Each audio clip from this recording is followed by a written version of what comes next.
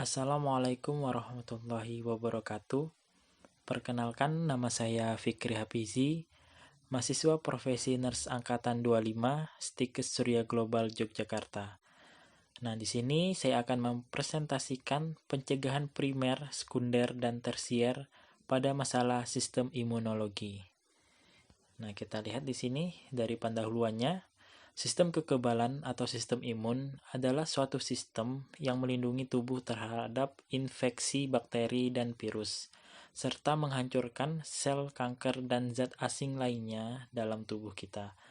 Nah, jika sistem kekebalan tubuh kita ini melemah, maka kemampuannya untuk melindungi tubuh kita juga berkurang, sehingga menyebabkan patogen atau benda asing, termasuk virus yang menyebabkan demam dan flu, dapat berkembang dalam tubuh yang kemudian akan menghancurkan sistem imunitas tubuh kita. Nah, selanjutnya, agar tidak terjadi sakit, maka penting bagi kita untuk mengetahui pencegahan-pencegahan yang harus dilakukan pada masalah imunologi. Nah, secara umum, tingkat pencegahan itu terdiri dari 3. Yang pertama, pencegahan primer, yaitu pencegahan sebelum sakit. Kemudian, pencegahan sekunder, yaitu pencegahan saat baru sakit. Kemudian, pencegahan tersier, yaitu usaha rehabilitasi. Oke, next. Nah, di sini kita ketahui beberapa penyebab gangguan sistem kekebalan tubuh. Yang pertama ada gangguan sistem imunologi primer, yaitu gangguan yang tidak diketahui dan telah ada sejak lahir. Nah, yang kedua di sini ada gangguan sistem imunologi sekunder, yaitu gangguan karena faktor lain, misalnya karena infeksi seperti AIDS, campak, dan lain-lain, kemudian gizi buruk, serta penyakit ganas misalnya kanker, leukemia, obat-obatan juga, misalnya obat yang mengandung hormon kortikosteroid, atau obat untuk kanker, dan lain-lain. Oke, nah kemudian di sini ada HIV/AIDS. Nah, di mana saya mengambil salah satu penyakit yang menyerang sistem imun. Nah, kita ketahui terlebih dahulu HIV atau Human Immunodeficiency Virus adalah sejenis virus yang menginfeksi sel darah putih yang menyebabkan turunnya kekebalan tubuh kita. Sedangkan AIDS ini atau Acquired Immunodeficiency Syndrome adalah sekumpulan gejala yang timbul karena turunnya kekebalan tubuh yang disebabkan infeksi oleh HIV. Nah, kita ketahui dahulu HIV ini adalah virusnya, sedangkan AIDS ini adalah penyakitnya. Nah, di sini menurut Septarini 2017. Nah, kemudian penularan HIV ini dapat ditularkan melalui pertukaran berbagai cairan tubuh dari orang yang terinfeksi, misalnya seperti darah, ASI, semen, maksudnya cairan sperma, dan cairan vagina. Nah, HIV ini juga dapat ditularkan dari seorang ibu ke anaknya selama kehamilan dan persalinan. Jadi, ketika seorang ibu yang mengalami HIV berisiko tinggi akan menularkan kepada janin atau anaknya yang akan dilahirkan nanti. Nah, orang tidak dapat terinfeksi melalui kontak sehari-hari seperti mencium, berpelukan, berjabat tangan, atau berbagi benda pribadi, makanan, atau air. Nah, di sini menurut WHO 2019.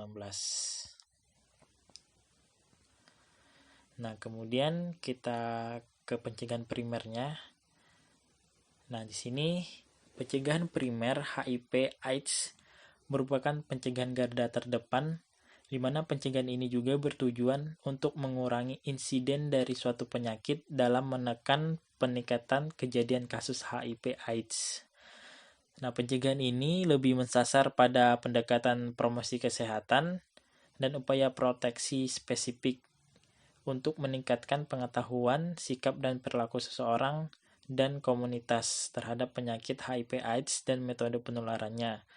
Jadi, pencegahan primer ini lebih menekankan kepada promosi kesehatan.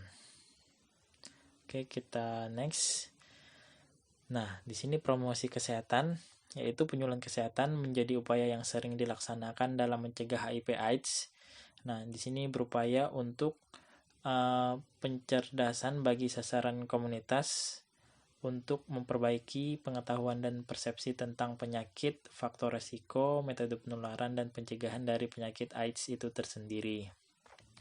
Jadi kita berikan pengetahuan tentang penyakit AIDS supaya untuk menekan terjadinya penularan seperti itu.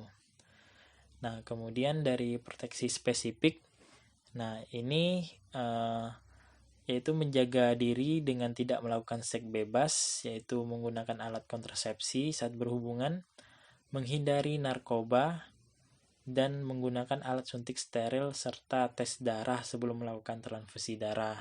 Nah, itu proteksi spesifik ini yaitu bertujuan untuk memproteksi diri kita sendiri, seperti itu, lebih menjaga diri kita sendiri. Oke, berikutnya kita ke pencegahan sekunder. Nah, pencegahan sekunder ini merupakan pencegahan lini kedua yang bertujuan untuk mengurangi dan meminimalisir prevalensi penyakit dengan durasi waktu yang cukup singkat. Nah, pencegahan sekunder ini juga terdiri dari deteksi dini dan pengobatan yang tepat. Ini menurut Kakaire et al. 2015. Oke, kita lanjut. Nah, yang pertama ada deteksi dini, di mana salah satu deteksi dini ini yang tepat diupayakan adalah perlindungan BMI atau Buruh Migran Indonesia, di mana dalam upaya deteksi dini ini kita melalui kedatangan dan pemberangkatan di bandara ataupun pelabuhan, seperti itu. Nah, yang kedua ada pengobatan yang tepat. Nah, pengobatan yang tepat ini berspesifik merupakan upaya tepat setelah mendapatkan pelaporan dari deteksi dini.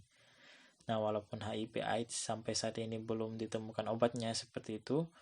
Nah, untuk menyembuhkan HIV/AIDS, namun peran obat ini dapat menjadi penghambat dan memperpanjang perkembangan virus HIV di dalam tubuh, salah satunya yaitu pengobatan ARP atau antiretroviral. Nah, jadi kita ketahui ya bahwa penyakit HIV ini belum ada obat yang bisa menyembuhkan. Terlebih itu HIV ini dapat kita hambat perkembangannya dengan pengobatan ARP atau terapi yang menggunakan obat-obat untuk menghambat perkembangan virus HIV di dalam tubuh kita. Oke. Kemudian kita ke pencegahan tersiernya. Nah, pencegahan tersier ini merupakan lini terakhir dari tahap pencegahan penyakit. Pencegahan tersier ini juga bertujuan untuk membatasi akibat dari penyakit yang dapat terjadi pada jangka waktu yang relatif lama dan juga memperbaiki kualitas hidup seseorang untuk bisa lebih membaik. Dalam topik penyakit HIV/AIDS, hampir dipastikan orang yang terinfeksi HIV/AIDS ini akan berujung pada kematian.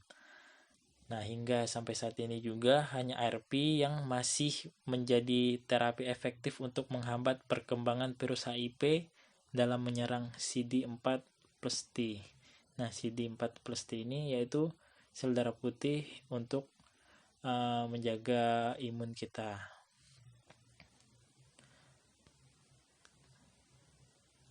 Oke, nah di sini daftar pustakanya bisa dilihat.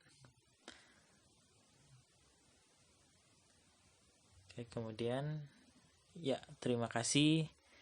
Mungkin itu dari saya. Jika ada salah-salah kata, saya mohon maaf dan saya mohon ampun kepada Allah Subhanahu wa Ta'ala. Saya akhiri, wassalamualaikum warahmatullahi wabarakatuh.